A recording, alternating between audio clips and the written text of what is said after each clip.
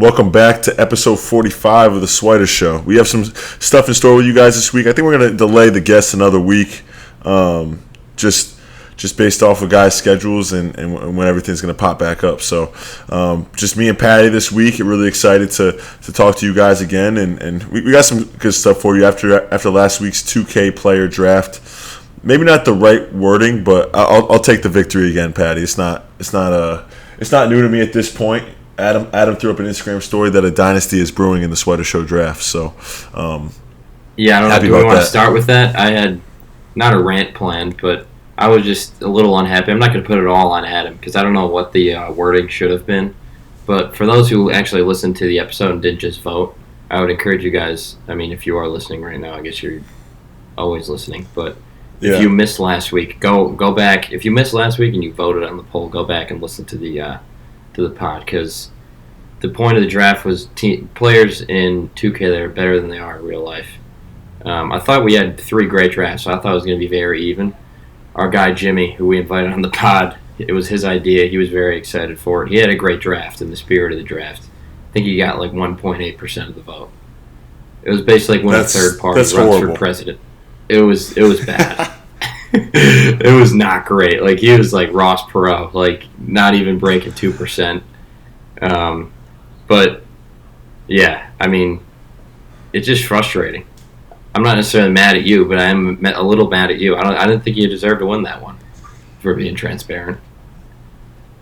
Well, I think I did put together a really good draft. I went with my gut. I went with the way that I played 2K back in the day. I don't play 2K anymore, but there is some nostalgia there of dunking with Blake Griffin and shooting threes with Ray Allen and coming off of pick and rolls and dunking with Brandon Jennings. Well, that's the thing. Like, if we're doing a team, like, if it's teams, if we play a tournament, your team is by far the best. Mine was easily the second best. That was not the point of the draft. So, I don't know. I'll get over it whenever we do another draft.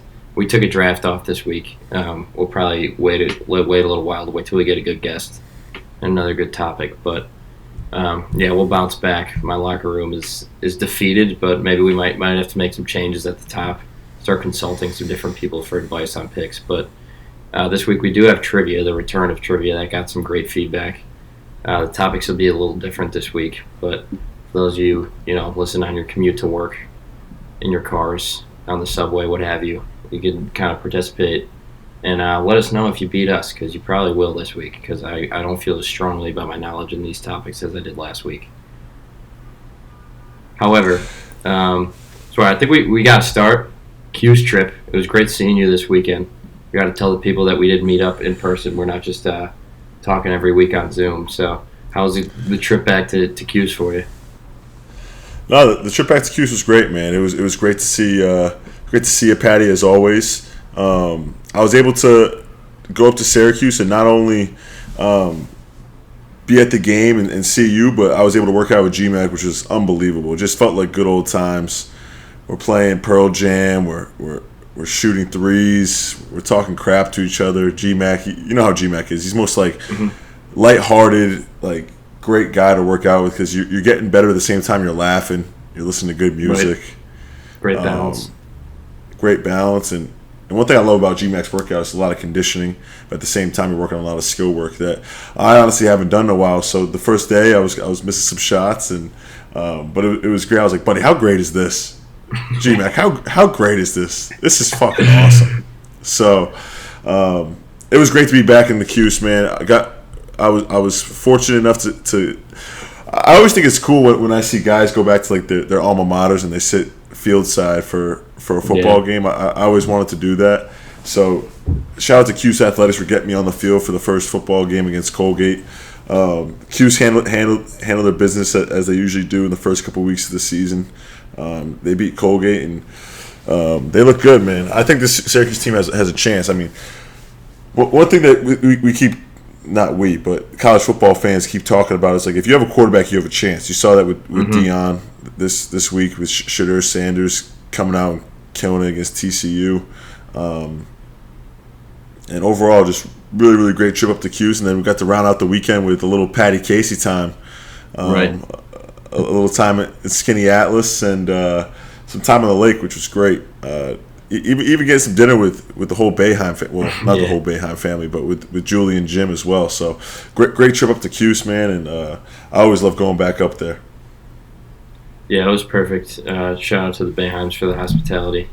They, like a lot of Cuse fans know, Coach now has a spot up in Lake Skaneateles in the Finger Lakes. Absolutely gorgeous place. Like maybe the nicest place I've ever been in my life.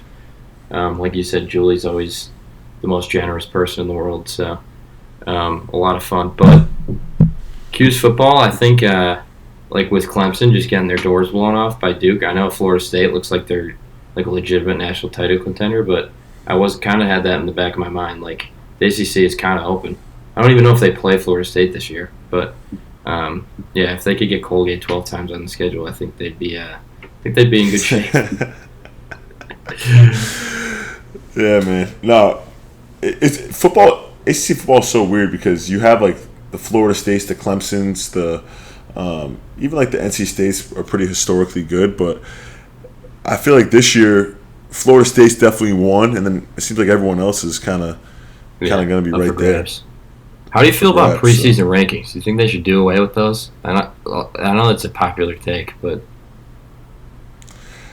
I think the preseason rankings is more about the hype and just getting fans excited about their teams. But I don't know, man. It's crazy. Like seeing some of these teams, like even like not to discredit Colorado at all or anything like that, but TCU was ranked 17 because of what they did last year. It's not because of the roster that they have this year. You know what I mean? And I think a lot of times that's kind of what it is when starting like the top 25 teams. I remember when I was at Villanova, we lost our whole entire like top.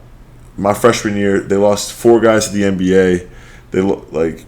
We lost a bunch of great players: Jalen Brunson, Omari Spellman, Mikal Bridges, and we had 2 guys back, and then everyone else was like very inexperienced, and we were still ranked like number 7 in the country. You know what I mean? Because that was based off us winning a national championship. It wasn't based off of the roster that we had. So it kind of like it's tough. I mean, Clemson was ranked number 9 because of like the history of their program. Probably not because of. I mean, obviously we saw the first game is always tough, but not because of like the roster that they have currently constructed right now. It does, like, it puts you in this weird spot though, because if you're a Colorado or like a Duke football fan, if those exist, then you're actually hoping for like Clemson to get back into shape, or like TCU 100%. To end up being like real good, because then if they end up going 5-7, it's like, god damn it. Like I remember 2015, Notre Dame played Georgia Tech week 3.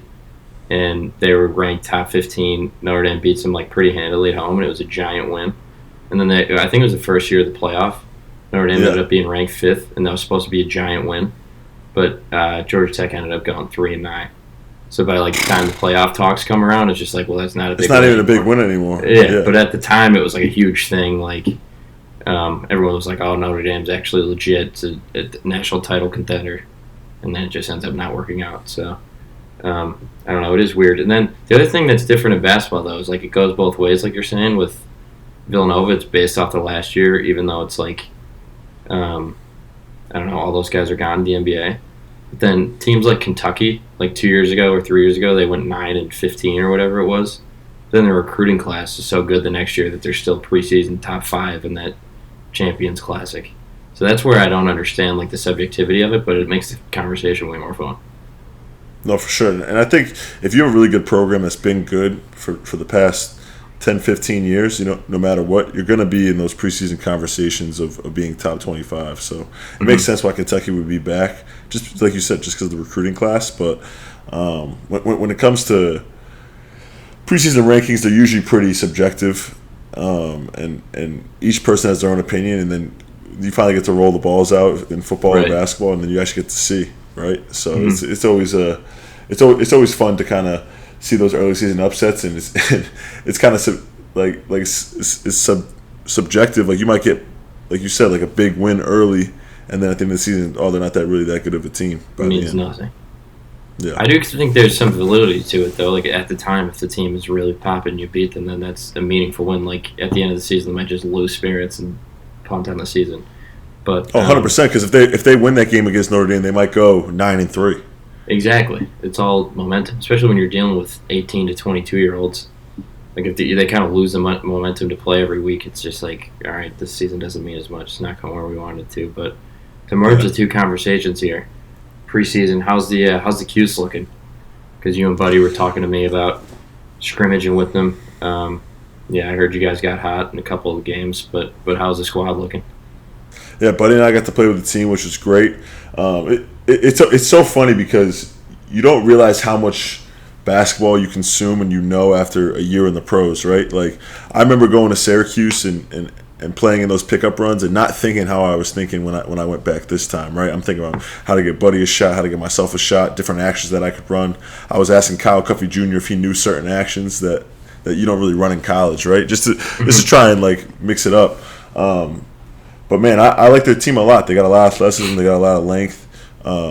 Judah, JJ, Naheem is huge, bro. Like, I can't wait to see him play. But he's a legit like 7'3" with like a 7'8" wingspan. Like he barely has to jump to dunk. Like, he's huge. 7'8".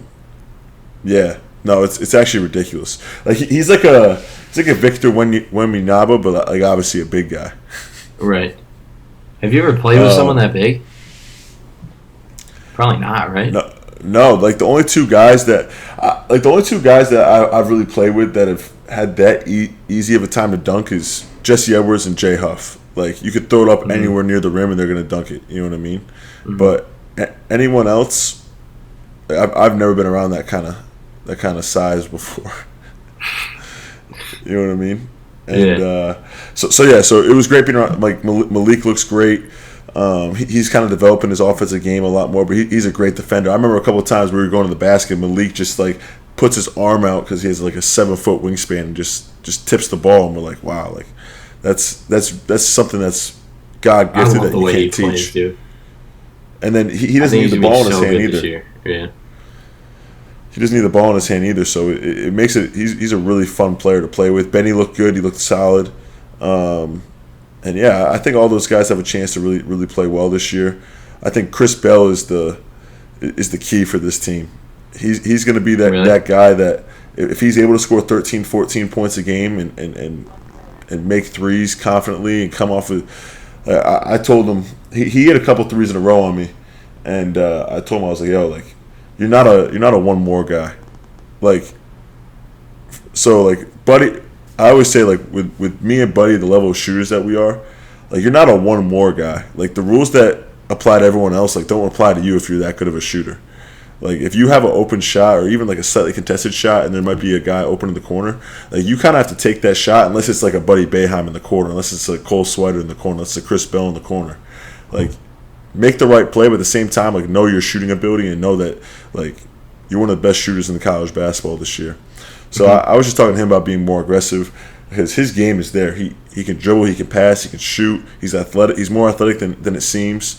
So I think he's the X factor for this team because when you look at the roster right now, like there's not a lot of shooting, like in terms of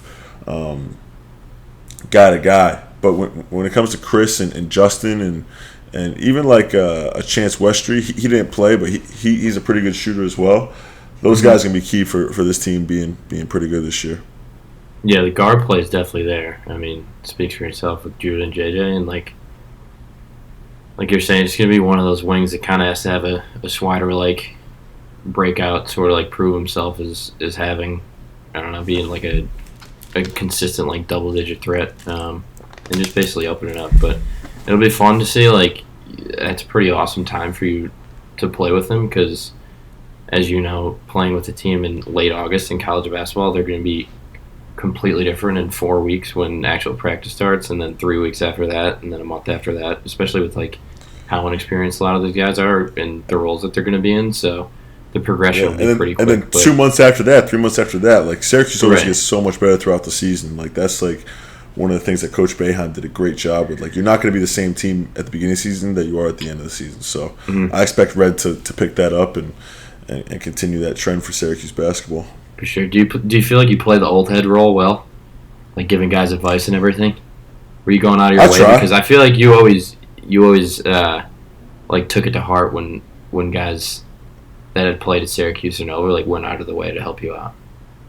Oh yeah, I mean, I'm always trying to help guys out because especially the guys who do the right things, work hard, like really want it. You know what I mean? So, I try and give guys a little game, and I think what's awesome for me is that like I kind of have a platform now where it's like, all right, they respect me, right? I had a good year at Syracuse. I played with LeBron and AD. I've done some things in the G League, so like there's a certain sense of like, oh, I should probably listen to this guy. You know what I mean? So that's cool for me too.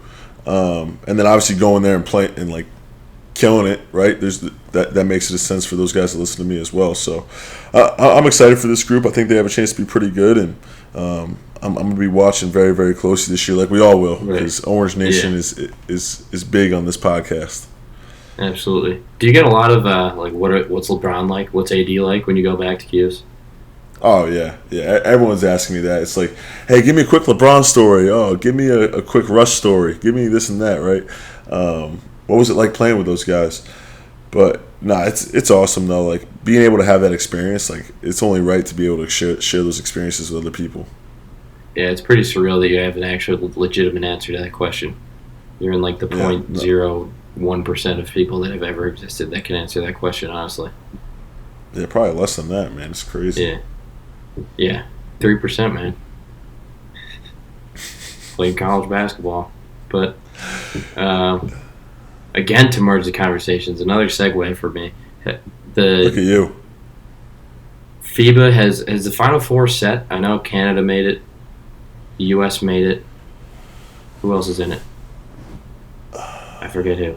Did Lithuania lost to Serbia, I'm pretty sure. Oh, okay. I probably should have prepared more heavily for this. My first question, I actually asked you this off air, but I don't know how good of podcasting this will be, but I was looking at the schedule this year from the World Cup, and I stumbled upon the 2019 World Cup season. How many players do you think you can name from that team? Because I was shocked at how random it was. Yeah. I got the team. I could probably name. So there's 12 guys on the team? 1, 2, 3, 4, 5, 6, 7, 8, 9, 10, 11, 12 guys. I could probably name Coach Pop was 7. the coach, I'll give you that. You think you can get to 7? Yep. Go ahead. Jay Wright was an assistant. Okay. So they go Jason Tatum, Jaylen Brown, Kemba Walker. 3. Derek White. 4. That's a big one. I didn't have that one on my bingo card. Yeah, I do remember Derek White being on that team. That's 4. Let me think. The bigs on that team. So Kyle Lowry's supposed to be on the team. He wasn't on the team. Yep, doesn't count. Yep. Wow, I'm blanking right now. So I remember watching that team pretty closely. Was Bam on that team? He was not. Wow. Jimmy was on that team. B.I. was not on that team. Nope. Wow. There's probably, I think, 2 guys that you'll be kicking yourself over. There's one that you definitely will. The other, want me to tell you? Let me just give one more guess out there, and then after that I'll keep going.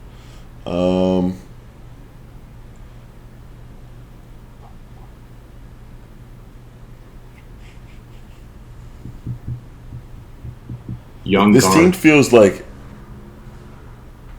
a young guard. All right, go ahead. Just tell me the rest. That's crazy. Only 4. Donovan Mitchell is the one you'll be. Yeah. Yeah. It's same. I almost thought he was too young now. Yeah, but I guess he was the same draft. That's what I'm thinking too. But Donovan Mitchell, Marcus Smart, Derek White, who you said, Brooke Lopez, Miles Turner, Harrison Barnes, Joe Harris. Wow. I was gonna say Kemba. Joe Harris, but I were you really? I think that was that's Joe Harris is one of those you can't be wrong with Joe Harris though. Because if you guess Joe Harris and he wasn't on the team, everyone's like, "What the hell are you thinking? Why would Joe Harris be on that team?" Yeah. Kemba, Jaylen Brown, Jason Tatum, Chris Middleton, and Mason Plumlee. Yep. I was thinking Mason Plumlee too, but I was just thinking that's way too random. Yeah, that's another thing you get yourself into. Yeah. But they did they win gold? No, they came in 7th that year. Oh yeah, they lost in the quarterfinal to France, and then they played 2 more games. Wow, I have no recollection of that. I do because I remember watching a bunch of the games. His coach was on the bench. Coach That makes sense. Yeah. But the boys right now, it was a little bit of a scare when they lost to Lithuania, but then they beat the absolute piss out of Italy. Yeah, I didn't take it really as a scare. But when you already have your bid into the Elite Eight, like you kind of you relax for a second, right? Like the whole entire time they've been playing really well. They were kind of like due for a bad game. Lithuania hit their first 9 threes to start the game, so that's the recipe to kind of lose a game. They were hitting some bullshit at the end too. Like USA really couldn't get a stop, but they were throwing it in like backwards. And there's a lot of Brunson hit a shot to cut it to 4, and then Lithuania came down, drained down the entire shot clock, and then hit a 3. Referees weren't great either, but I think they would have played the next game if they had won. Yeah. So I guess in a way it's kind of better. I think they would have beaten Doncic anyway, but that's just like a guy who could win by himself, so I guess you don't want to play him in the quarterfinal. But sorry, I cut you off. What were you going to say? Yeah, no. One thing I will say about this team, shout out to Sean Ford and all the guys at USA Basketball and Eric Spoelstra and Steve Kerr and all those guys, that this team is really well constructed. It might not be the most talented team that USA has ever had, but I think it's really well constructed. Guys who play well together. They have lineups that play well together. I think overall this team is just really well constructed, and they have the opportunity to win gold with this is probably like our. And this is no slight on these guys who are playing in the World Cup. This is probably like our C or D team when it comes to USA Basketball. Like if you were to send them to the Olympics, I completely agree. But it also just kind of shows how much talent there is in our league, and because like in our league, yeah, exactly, our once great league. But the other the international teams are way better now too. Like Canada is the coolest thing that's happened in a while. Yeah. If they end up playing in the final, I'm going to root for the U.S., I guess, but I wouldn't be completely mad if SGA had 45 and they won. Is that bad to say? Is that unpatriotic? That's very unpatriotic. I'm a USA guy through and through. I think it would have been cool if Jamal Murray was playing, though. I think if Jamal Murray was playing, then it would be a lot. It'd be cooler. Our pseudo draft this week, I wanted to ask you for your top 3 bags in the league. You know how people say, "Oh, he's got the deepest bag." I have a clear-cut number 1, who I was just hinting. You go ahead. You give me your 3 first. Well, I have 1. I think SGA has to be number 1. We can make a joint selection. Yep. The way that guy plays basketball is like nothing I've ever seen in my life. He looks like he's playing on 0.5 speed. Like if anyone's listening to the podcast on 0.5 speed right now, my voice is slow enough at 1, so you probably should just go back to regular speed, but he looks like he's playing in slow motion. Like everyone else is dummy defense. Yeah, he's unbelievable. He's unbelievable. Especially the shots that he gets to in the mid range. And I was watching him today, and those threes that he's making on the FIBA line, it's not the NBA line, and it's the shots that he would normally take. So it makes it even better. Yeah, he's like a cheat code. Yeah. Today he took 12 shots and had 30 points. Last game he took 12 shots and had 28 points. I remember we've talked about this on the podcast a little bit, but being an elite scorer, Coach Boeheim used to always talk about, if you want to be an elite scorer who consistently averages 20 points a game, 25 points a game, it's all about your ability to get to the free throw line. Chris, he said to Chris Malone all the time, you should go 6 for 10, but shoot 15 free throws and end up with 26 points. Right. And that's one thing that SGA is so good at. Luka is so good at. Kyrie. All these guys, LeBron, all these guys are able to get to the free throw line all the time. So yeah. But yes, so you want to go top 3 deepest bags? Yeah, and then I have a follow-up question too, actually, and then we can get into our trivia. But okay, so I'm gonna go Luka. 2. Luka is my. Yeah. I think if you want to talk about purely bags, I would put Kyrie 1. Yeah, that's the only competitor. I just think SGA, as far as angles and everything now, he can literally get to the basket on any human being that's ever existed. Yeah, but I look at shooting, being able to shoot threes and also finishing, and then the mid-range stuff Kyrie should, Like SGA probably has Kyrie by a little bit, but it's not much with the. So I would probably go Kyrie now. 1. Maybe Kyrie in his heyday. I don't know, bro. If you watch him play, like it doesn't always translate to winning, but his bag is unbelievable. I guess when it looks the best, Kyrie probably looks the best. Like if you have one highlight where someone looks like they have the deepest bag, it's probably Kyrie. Yep. I'd probably go, those would be my top 3. Kyrie, Shea, and Luka. Luka's just so unbelievable because he's not even like a top 100 athlete in the NBA. Mm-hmm. Not even top 150. And he still is able just to get wherever he wants to the court. He's so skilled. Like he has everyone knows the moves that he's going to go to, and he just gets them off every single time. Yeah. His slow step in the lane, his finishing ability, his ability to kind of rock you asleep when you know he's going to get on the left wing and hit you with a tween step back. It's just it's kind of like you know what's coming. Yeah, you have been there. That's one of the better stories told behind these microphones. Yeah, but I have nightmares all the time of Luka just tween step back. The SGA thing is just there's never any wasted motion whenever he has the ball in his hands.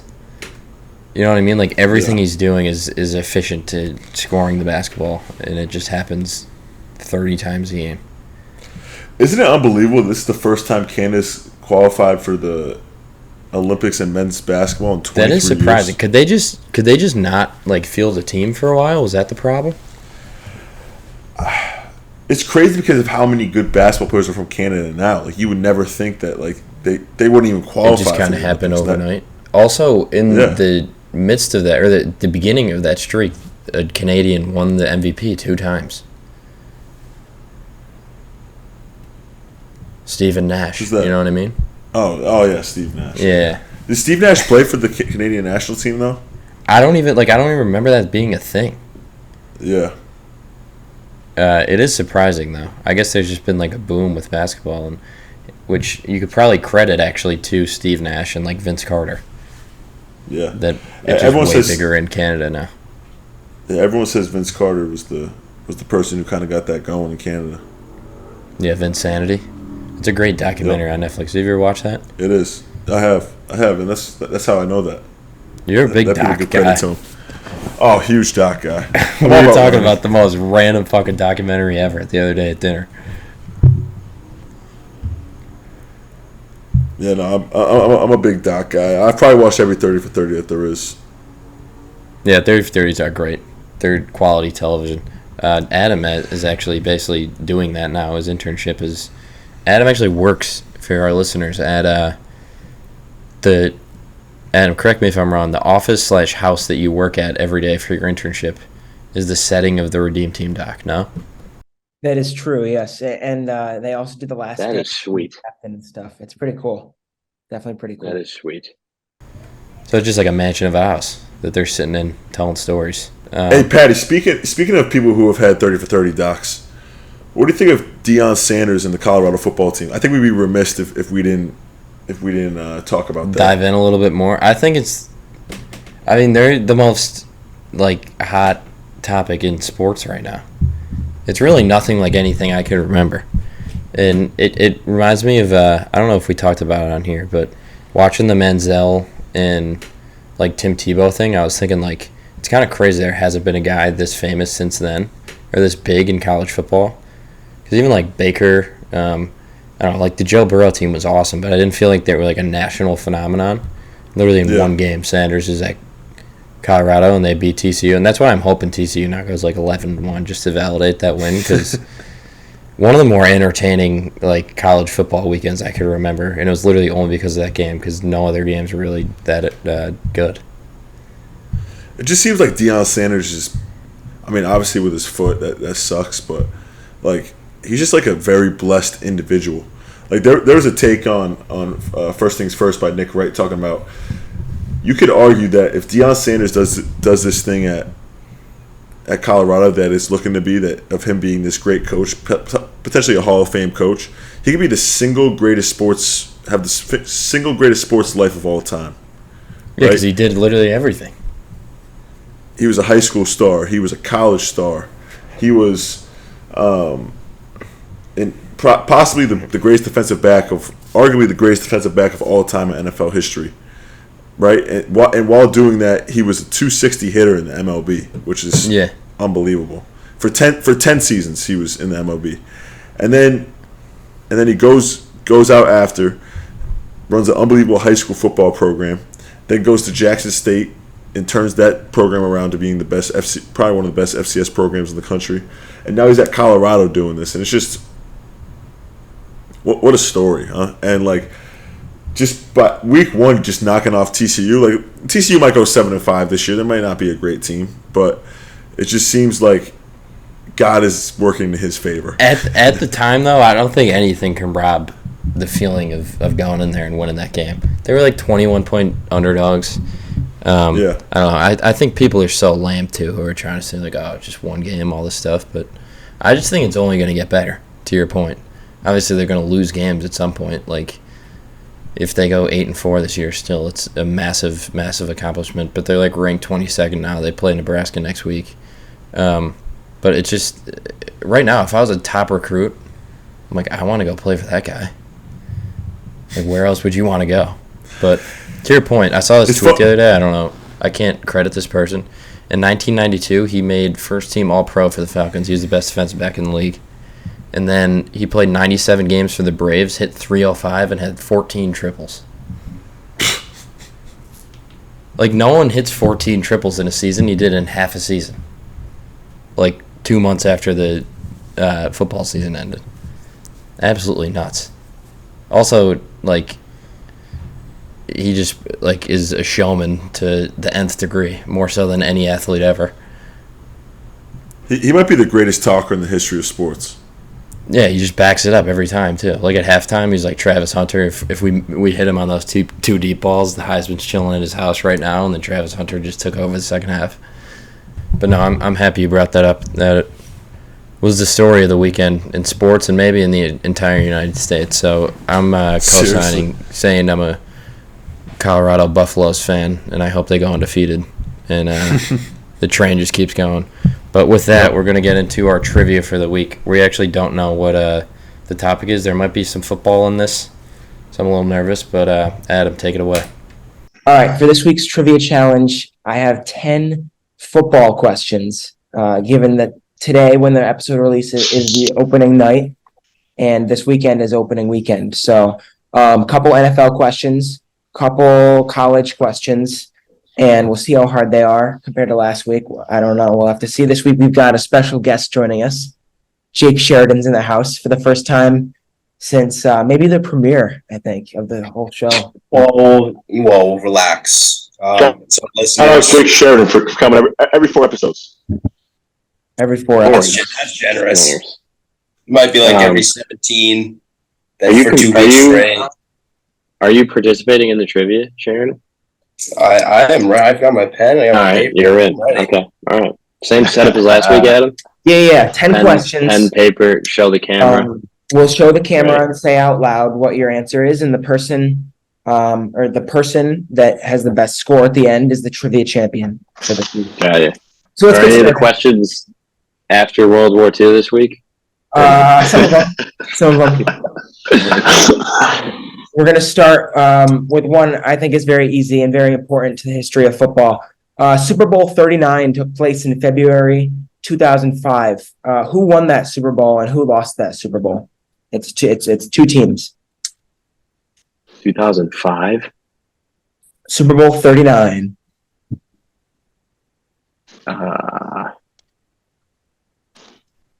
Again, we're starting easy, so take a guess. Patty, you got to remember in football, the 2000. What was last year? 2022. That's like the 2023 Super Bowl is the 2022 season. So right. That's why I said the number and the month. So you should know this one. 10 seconds. I still don't think I know it. Oh, wait. This one. Yeah, I do. Yeah. I might be a little too late or it might be a little too late with these teams. I think Sheridan was born in this year, maybe. That's an annoying first question. All right. Ready? Jake, go first. What do you got? I've got the Rams and Titans. Yeah, no. Both wrong. So Swider and Patty both have the correct answer. Patriots over the Eagles. I actually wouldn't have gotten that without the hint. What Yeah, a great. I was thinking. I made that mistake. Adam Vinatieri. Yes, sir. T.O. played that Super Bowl with a broken leg, but I remember I was in first grade for that, and obviously it was very Eagles-heavy homeroom the next day. Like, everyone in my school was an Eagles fan. So we were all saying there was a face mask that they didn't call. That's why the Patriots won. That the Patriots had cheated, and they paid the refs to not call face masks. That's the story we had when I was 7. There's no way you were in first grade. First grade, maybe kindergarten. I think he would have been. Yeah. It's 4 years too late, on my guess. Yeah, I don't know what you were thinking, but there was a reason I asked that. It's because this weekend we've got Pats Eagles. So really quick, does anyone want to predict that the Patriots win like I am? Yep. And then She's 27-17. We'll give them a couple touchdowns just to make it close. But all right. Hurst isn't going down without a fight. Question number 2. Next question. All right, let's see. There's a game in 1919 that was Georgia Tech versus Cumberland College. And Cumberland College scored 0 points. This is the biggest blowout of all time. How many points did Georgia Tech score? We come within range. Is this a bit, or are you doing this because No, this is serious. Because I have my answer. The closest person will get the point of you 3. I'm deciding between 2 numbers. Oh, all right. This is like the dozen on Barstool. All right. You can go over that. Like you could say 1,000, and if it's 999, you'd be okay. It's just the closest number. I think I randomly know this. Good question, Adam. I like this one. Thank you. I didn't think it was too random. I think it's good trivia. No, this one's more fun than where did Robert Parrish go? Oh, side note too, we asked Coach Boeheim all those questions and he got all of them right. Are you sure? 5 for 5. Yeah, in 0.2 seconds, which is not surprising, but. All right, Jake, what do you got for this one? I want to say it was 216-0. Okay, Patty, what do you have? We're actually very close. 227. Okay, Cole. I'm way off then. 86-0. Yeah, the final score of the game was 222-0, which means Patty is the closest by 1 point. Wow. I had 222 almost written down, and then I changed it. Wow. Who would do that to someone? I don't know. It was 1919. There was no spoken word yet. All right. They're probably playing in wool uniforms and no pads. Let's go to question number 3. Who was the only player on a losing Super Bowl team to win the MVP? The Super Bowl MVP. But they lost the Super Bowl. Oh, Jerry West. So wait, they won Super Bowl MVP and lost the Super Bowl? Correct. Yeah. I'll even give you the year, or the Super Bowl 5. Yeah, I was gonna say it's definitely some old head. I don't even have a guess. Yeah, if you don't have a guess, we'll just move on. Does anyone have a guess for this one? I'm gonna throw something out there. I don't know. That's correct. We're making them hard. We're not doing easy trivia on this show. No way. We ready? Yeah, go ahead, Patty. You're first. Terry Bradshaw. Super Bowl 5? Jake, anything? Cole? No? I'm going to throw a Bart Starr. No, that's not right either. These are good guesses, though. They're not right. I'm just going to go Joe Namath because I know he was Super Bowl 1. Yeah, that's definitely correct. It's Chuck Howley.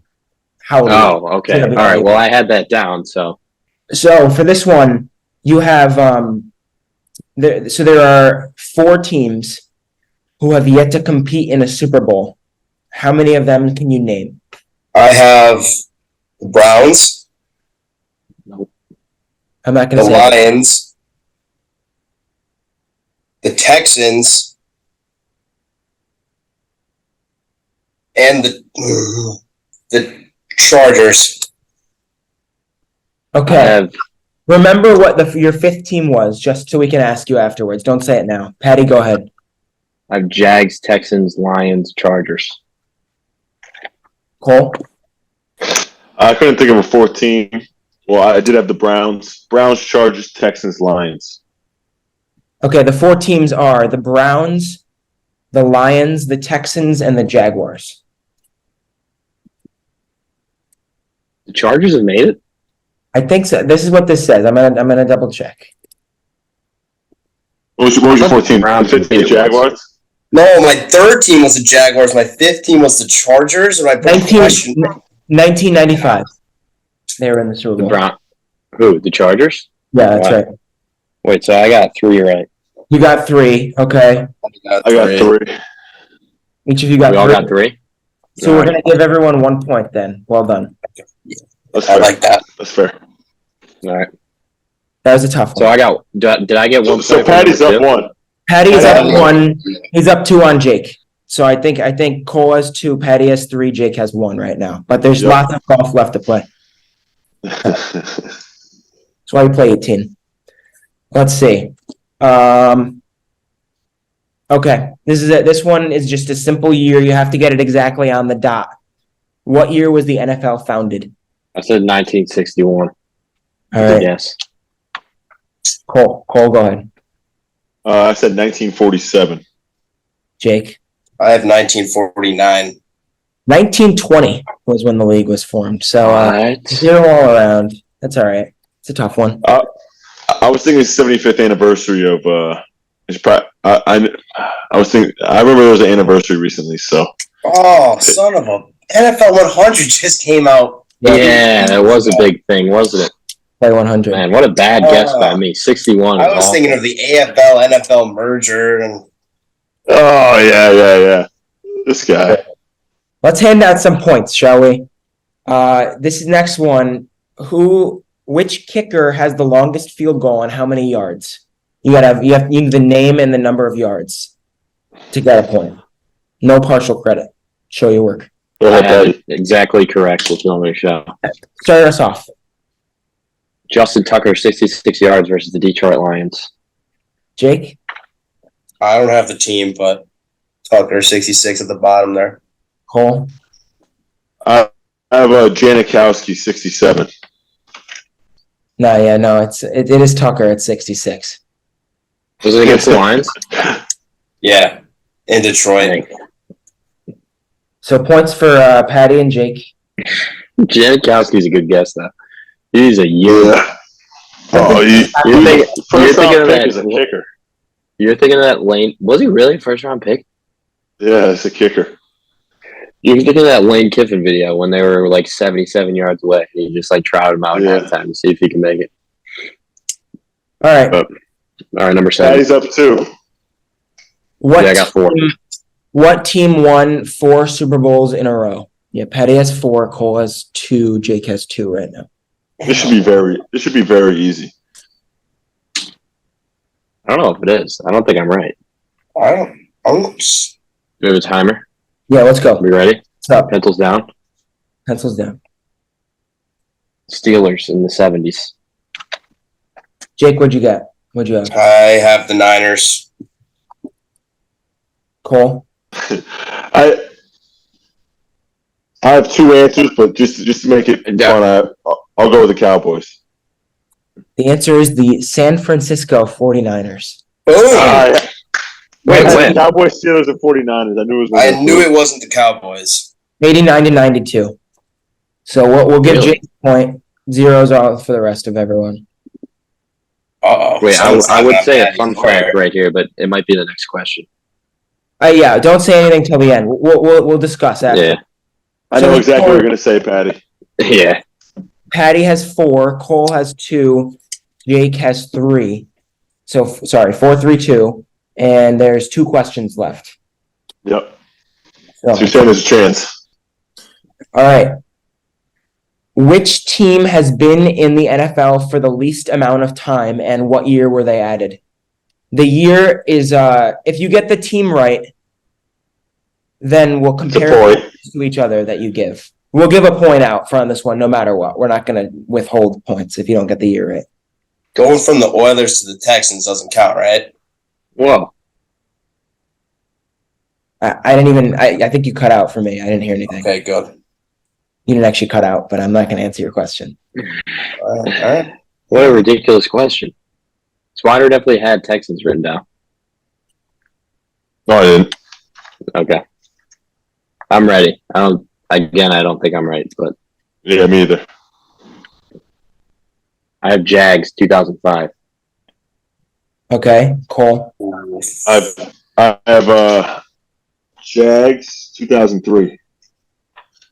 Oh man, I've got the Panthers in '92. All right. My sources say that the Houston Texans are the youngest team in 2002, but second place would have been the Ravens in '96 anyway. So no one, I was going to give out like partial credit, but no one got that one either. So Wait, when were the Jaguars for? 94-5, I think. Oh, okay. Really? So we got the third youngest, Patty. I'm feeling a little better. Well, the I'm Panthers. Googling this right now. They were established in 93?